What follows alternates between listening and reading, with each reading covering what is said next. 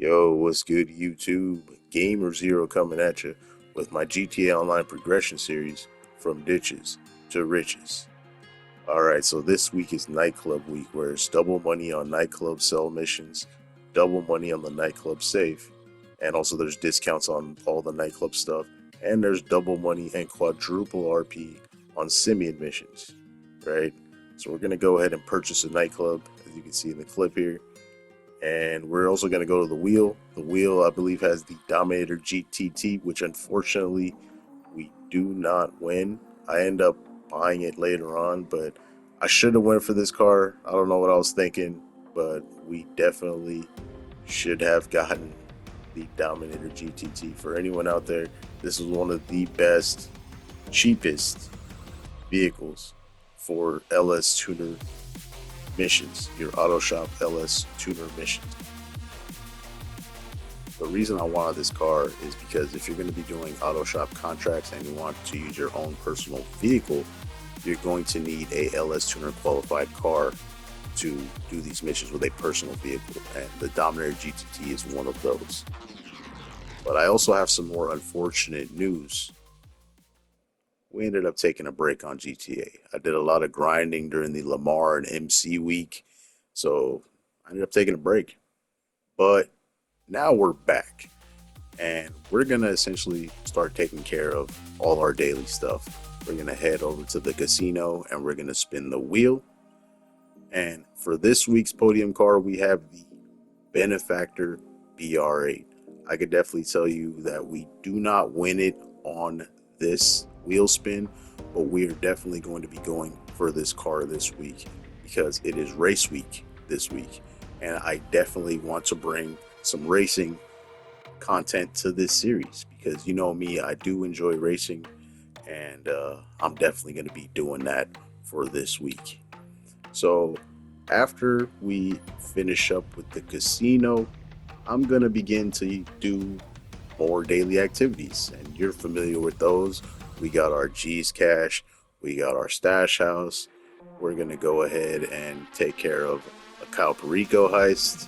And then after we finish that, we're going to head over to the MC Biker Bar and do the resupply for the bar. And we're also going to take care of our bike service so we can get some extra money in our pocket. Afterwards, we're going to head over to the desert and we're going to link up with Ron, and he's going to introduce us to the Fooligans. This is essentially a gang of crazy, kooky, and zany individuals who we will be working for. We got characters like Dax. We also have characters like Lab Rat, who is pretty funny in both parts of this DLC. We also have Mutt, the guy with the glasses and the mohawk. He is very important.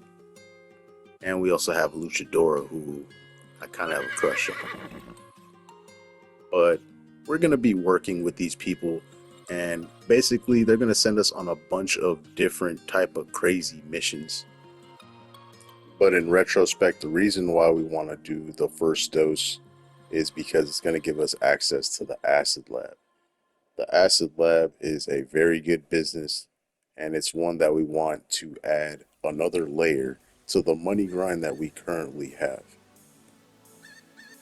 So the first dose is a series of 6 missions, but let's talk about the second part of the DLC, which is the last dose. The last dose is a series of 5 missions, and upon completion, we will gain access to a free Imanitech vehicle. Now, Imanitech is a upgrade that we can install onto our vehicles that gives it one of 2 functions that you choose.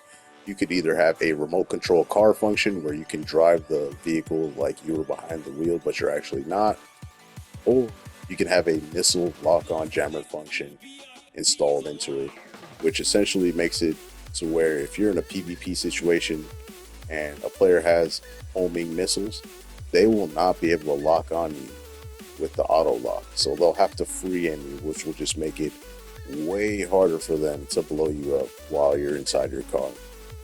And another thing that this Imanitech vehicle provides is that it has some of the best acceleration out of all the vehicles on old generation platforms, PC, Xbox One, PS4. So I highly recommend you go for it. It's a free Imanitech car. It has real good speed, and it's free. Why not, right? We end up doing our first mission for Dax and the Fooligans, and once you do your first mission, you'll be able to have access to a quote-unquote brand new property. It's not brand new anymore, but when it first came out, it was. And this property is actually good for beginner players, very good. And the property that we're going to be talking about is the Freak Shop. Now, the Freak Shop has some amenities that are available to the players. One is this is the place where you can upgrade and store the Acid Lab. You can also use this property as a spawn point if you don't have any properties available to spawn in. This property also gives you access to a weapon workshop. To gain access to a weapon workshop, you have to acquire a property that comes with one pre-installed or a property that you can purchase the weapon workshop upgrade for. Luckily for us, the Freak Shop has one available and ready for us to use. The function of the weapon workshop allows us to upgrade a few of the weapons in-game to their Mark II variants. These Mark II variants will have attachments you can install that aren't available for their stock versions. These attachments include features like better recoil control when firing, increased damage output, higher capacity magazines, and a variety of other useful benefits. You can also put liveries and different color schemes onto these weapons if you want an extra personal touch on your weaponry. Some of the guns available for upgrades are a few of the popular weapons in-game, like the Special Carbine, which is a beast with its stock variant, but pales in comparison to the Mark II version, or the Combat MG, which stock provides us with a 100-round magazine, but with the Mark II variant, it can be modified to have a 200-round drum. Or the Pump Shotgun, which stock isn't that great, but with the Mark II upgrades can have explosive rounds installed, which are excellent in PvP situations. Right now, we're going through the motions of completing the first dose missions so we can acquire the Acid Lab. The Acid Lab is essentially going to allow us to have income being generated passively while we are partaking in our other forms of money grinding. The Acid Lab sale missions are very solo friendly compared to some of the other businesses in game, which is why we're going to take full advantage of this opportunity, not only to expand our criminal enterprise, but also to bolster our criminal enterprise as well. After we acquire the Acid Lab, we have to set it up, which we're going to be doing in this mission here, where you'll go in here, you'll kill a few of these security guards that are in this warehouse, you'll take that forklift there, you'll get 3 pallets and put it on this truck. Now it's a little bit finicky, as you can see in this clip, but once you figure it out, you'll be good to go. After we load up the pallets onto the truck, we'll deliver it back to the Freak Shop. And you would think that we're done setting this business up, but we're not. You have to pay an upfront cost of $750,000 to have the Acid Lab ready for use. And then there is the Acid Lab upgrade, which will make the Acid Lab one of the best businesses in the game. But in order to get that, we have to do 10 Fooligan jobs.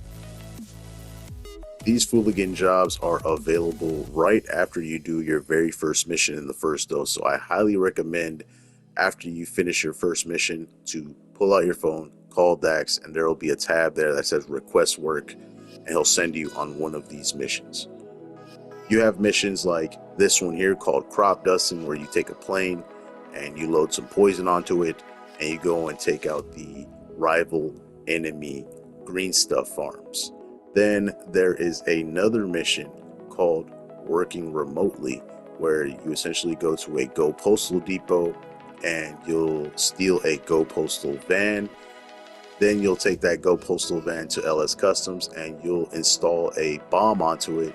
And then you have to either take out a Vagos base or a Lost MC base. And if you do this mission properly, you will not only get the full payout, but you will also get the Go Postal outfit for that. Then there's another mission, I don't remember what it was called, but you go over to an Epsilon green stuff farm and you take out all the Epsilonists, then you load some poison into their sprinkler system, and then you spray all of their green stuff plants with the poison, but you also get sprayed with it, so you start hallucinating.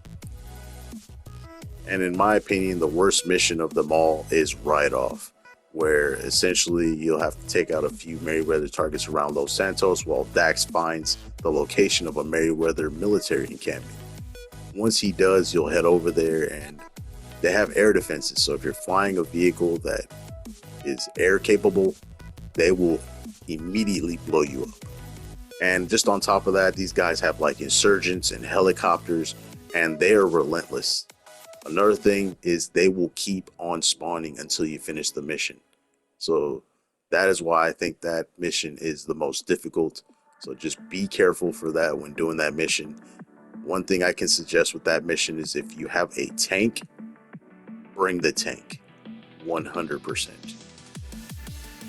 There is another unfortunate circumstance when doing these missions. There is a 48-minute cooldown in between doing these missions. So if you do one, you're going to have to wait 48 minutes until you do the other one. That's going to be about 8 hours of in real life time that you're going to be grinding these missions out. But I highly recommend doing these missions because they pay pretty well, about 50 grand a piece. And of course, you're unlocking the Acid Lab upgrade by doing all 10. That's what we're going to be doing this week. We're going to be grinding out Fooligan jobs, taking care of our Coperico, our MC business, just whatever else comes our way, we'll be taking care of that. But I'm definitely going to be going for the BRA 100% because I want to race and I want to bring some racing content to the From Ditches to Riches series.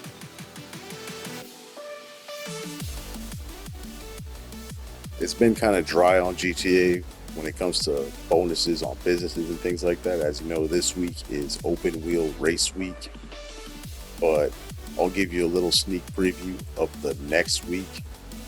It is unfortunately Super Yacht Week, guys.